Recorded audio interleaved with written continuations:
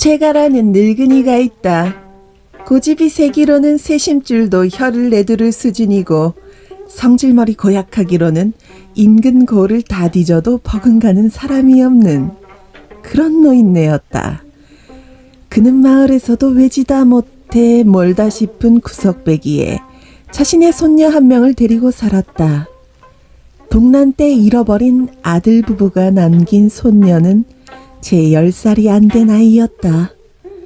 아직 댕기도 못된 어린 소녀와 늙어서 허리도 다 못 펴는 노인이 어떻게 입에 풀칠을 하나 싶지만 신기하게도 그 집안 곡기가 아주 끊기는 일은 없었다. 그는 자칭 편수였기 때문이다. 편수라고도 하고 화원이라고도 한다. 그림을 그리는 사람이다.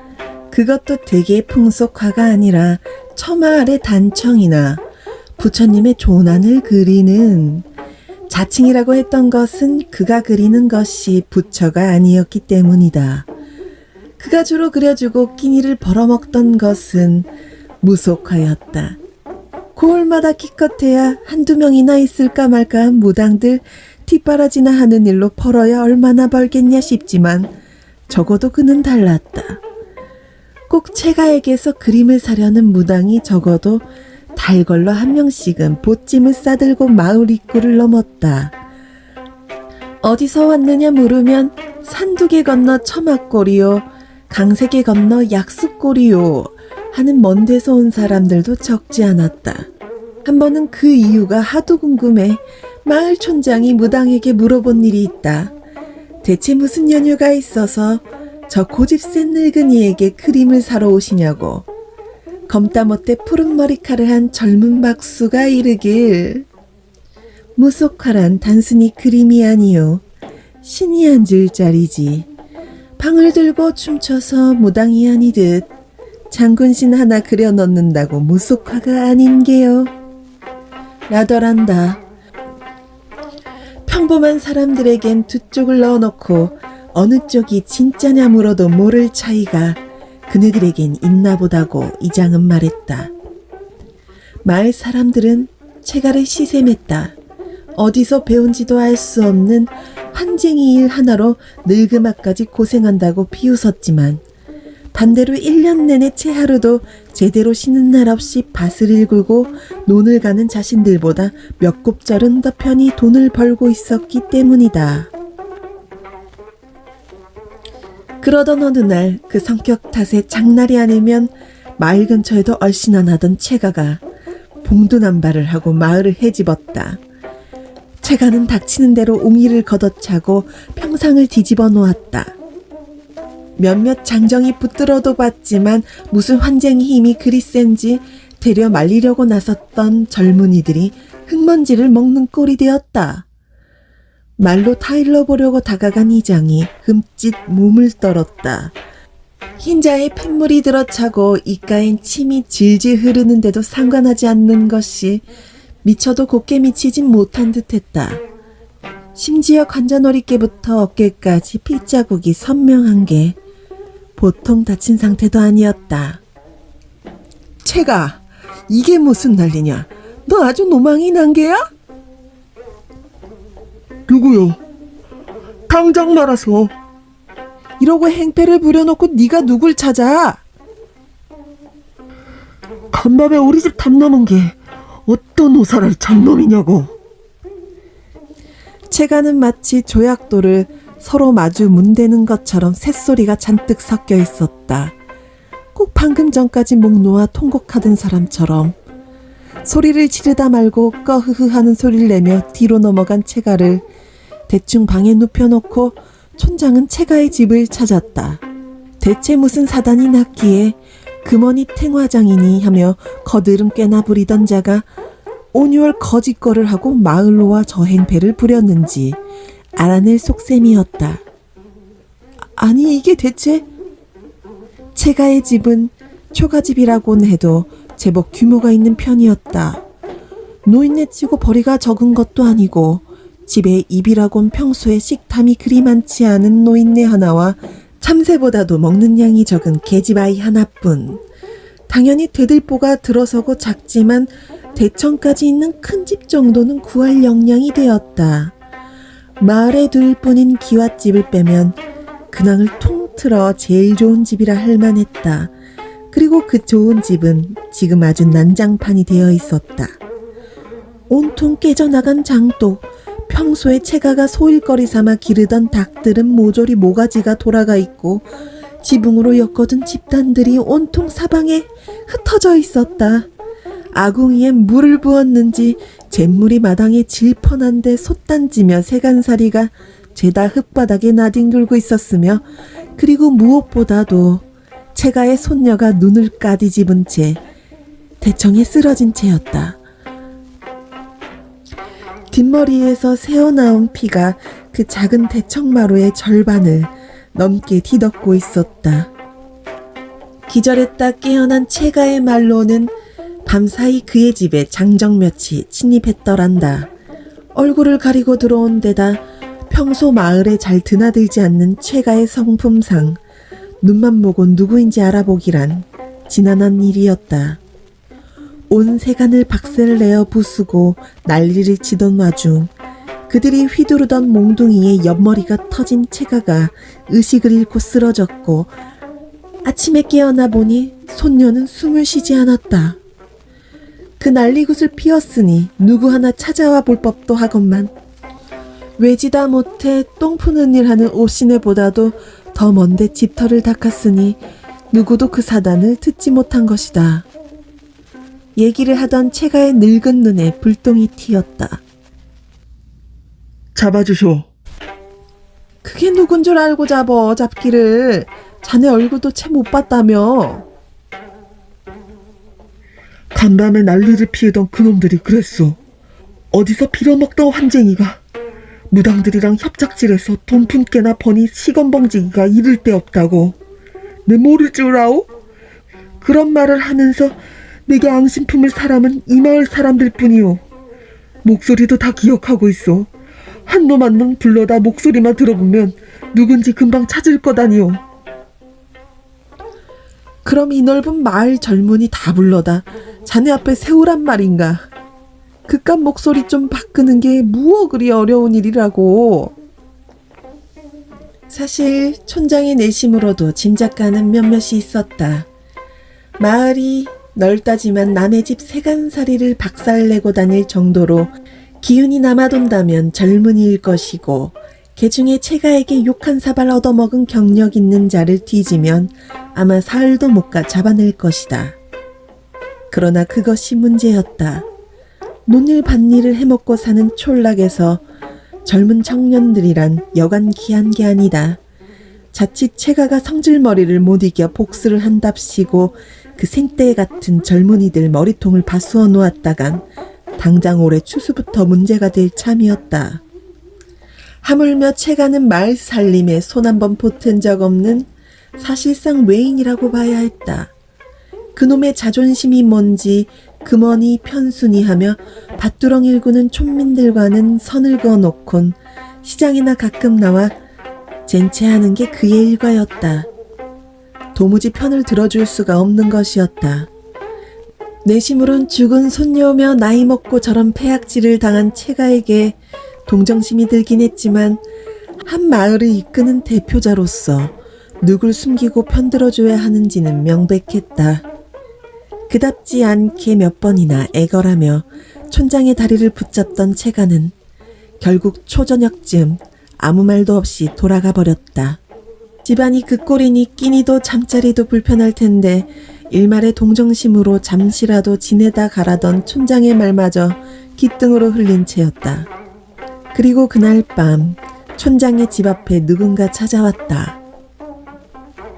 어르신, 잠시 여쭐 것이 있어서 찾아왔습니다. 일찌감치 잠에 든 아내를 눕혀놓고 문 밖으로 나오자 앞에 찾아온 건 동네의 젊은이 셋이었다. 주막일을 하는 편신의 첫째와 둘째, 그리고 소를 치는 염신의 막내였다. 촌장이 내심 채간에 일어난 일에 용의자로 꼽은 이들 가운데 하나였다. 아니나 다를까 그들이 늘어놓은 이야기는 촌장의 예상을 빗나가지는 않는 것이었다.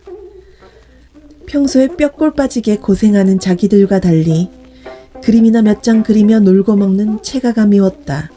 세간이나 좀 부셔놓고 깽판을 놓으려던 것이지 결코 죽이려는 의도는 없었다.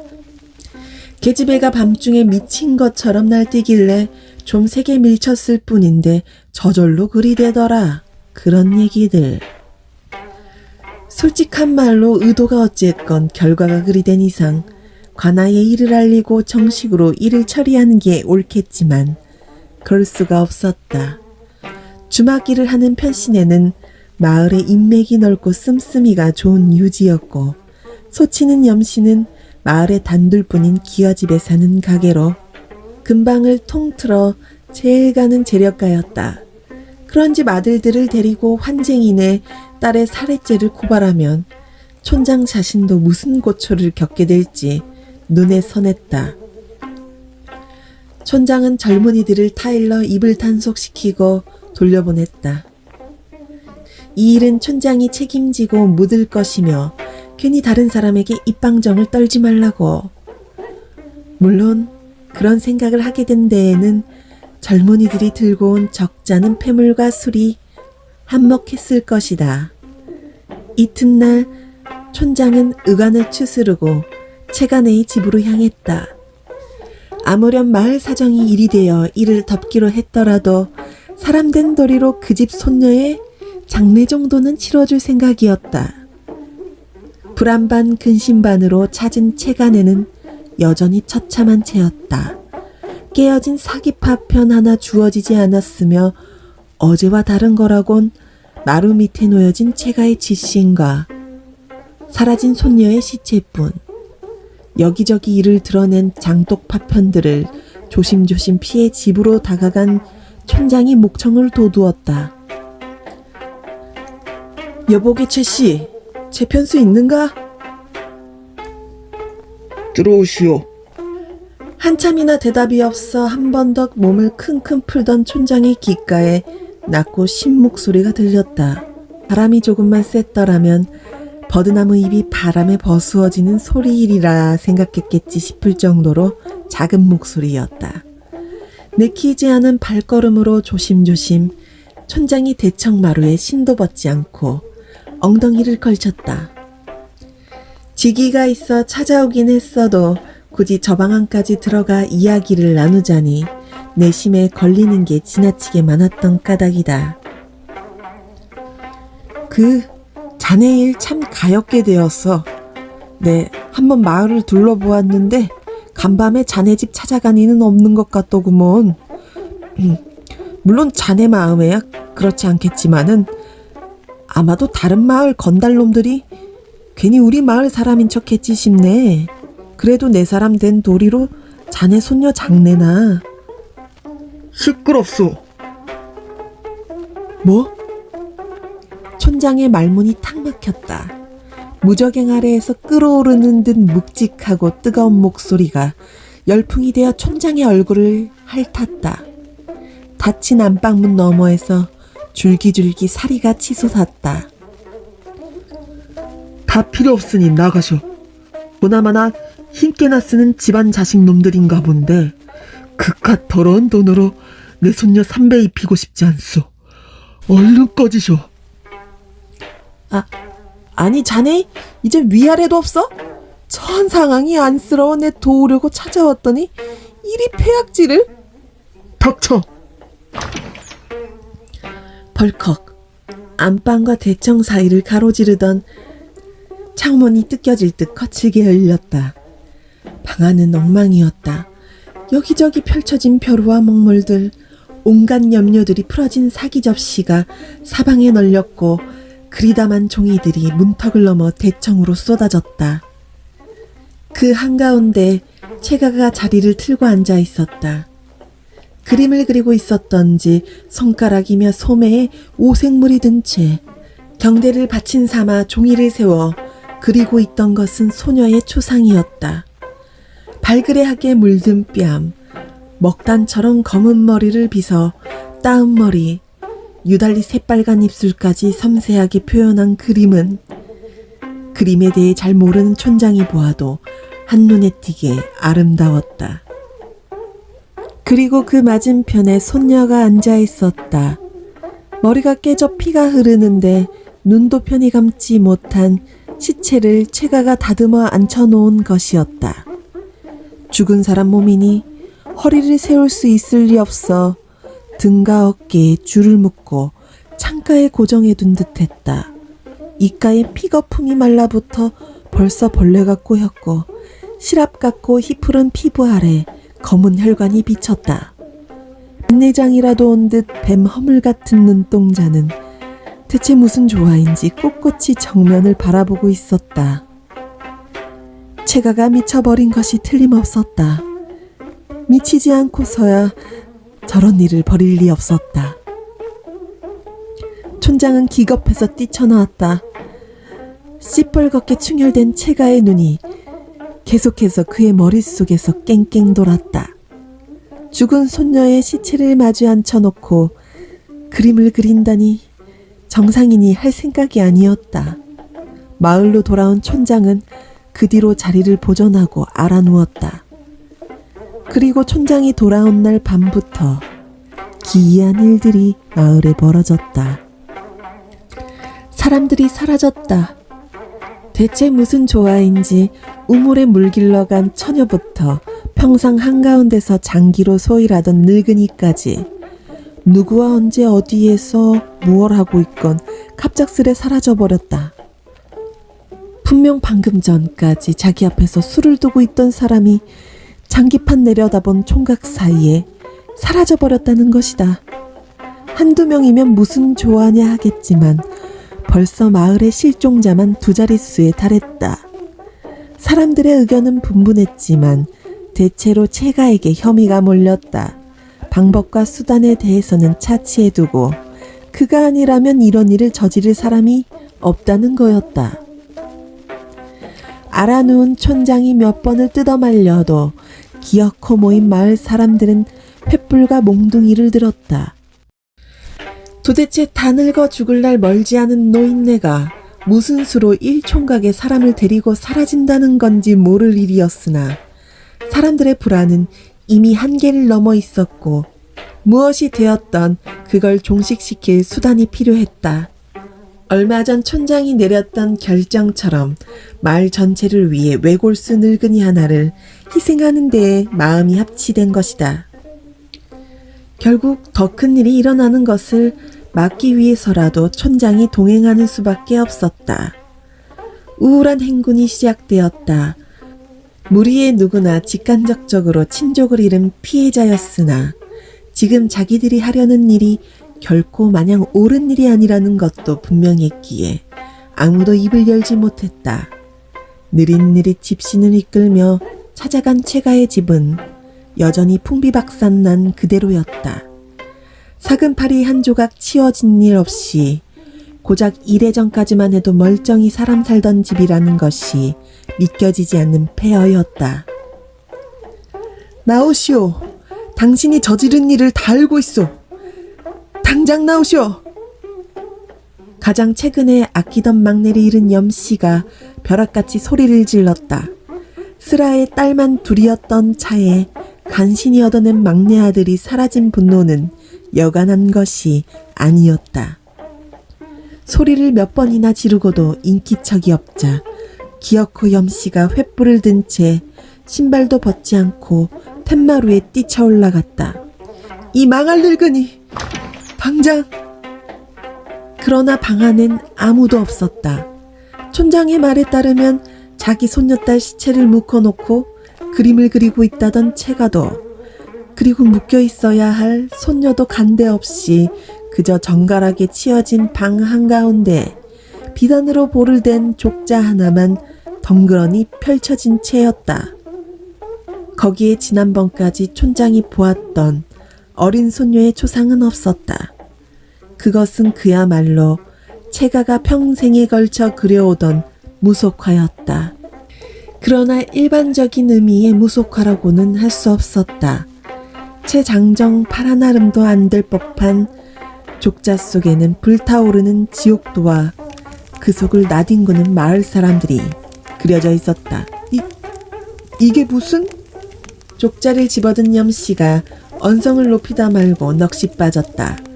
그의 눈이 꽂힌 것은 그림 한 구석 불구덩이 속에서 비명을 지르고 있는 어떤 젊은이의 초상이었다. 마치 그림 속에서 밖을 향해 팔을 뻗은 듯한 구도의 초상으로 얇은 세필로 고통에 울부짖는 얼굴까지 세밀하게 그려넣은 걸작이었다. 한평생을 바친 채가의 솜씨가 녹슬지 않는 듯 한눈에 알아볼 수 있었다. 염씨가 그토록 찾아 헤매던 막내동이었다. 그제사 눈을 돌려 그림을 훑자 지옥도에서 발버둥 치는 사람들은 모두 사라진 마을 주민들의 얼굴을 하고 있었다. 몰려온 마을 사람들 모두가 넋이 나간 채 그림을 살폈다. 편신의 두 아들, 장기 두던 엄영감, 염신의 막내 동이와 물깃던 처녀까지 모조리 제각각의 지옥에서 피눈물을 흘리고 있었다. 무속화는 단순히 그림이 아니다. 신이 앉을 자리다. 누군가가 마치 흘리듯 입을 열었다. 만약 이 그림이 평범한 그림이 아니라 무속화라면, 그렇다면 저 안에서 불타고 있는 사람들이 그저 그림이 아니라면. 그 순간 흐물텅 겹겹이 칠해진 염료가 일제히 몸을 뒤챘다. 생경한 광경이었다. 매 순간마다 보이지 않는 화가가 새로이 덮어 그리는 것처럼 눈 깜짝일 사이에 그림이 계속해서 바뀌어 나갔다. 그저 그림 속에 불이었던 것이 이글이글 타오르고 가운데 그려져 있던 피연못에서는 거품이 들끓었다. 그림 속의 사람들이라고 예외는 아니었다. 염씨를 향해 팔을 벌리고 울부짖던 막내동이는 이윽고 용암을 뒤집어 쓰곤 살갗이 타들어가는 격통에 못 이겨 눈을 까뒤집었다. 철호야! 대번에 염씨의 손이 그림을 훑었으나 어림도 없는 일. 손은 하염없이 종이 위를 더듬을 뿐 그림 속에서 불타는 막내동이에겐 일말의 위안도 주어지지 않았다. 몰려든 사람들 모두가 제각각 가족들의 면면을 찾고 비명을 질렀다. 그리고 그 규안의 한가운데 그림 속에서 소리가 들려왔다.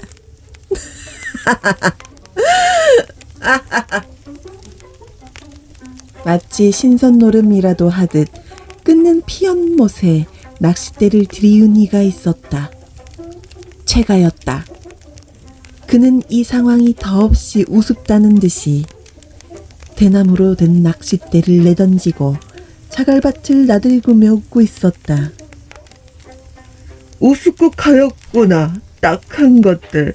내 손녀를 잡아 죽이고도 내 놈들 피부치는 멀쩡할 줄 알았던? 응?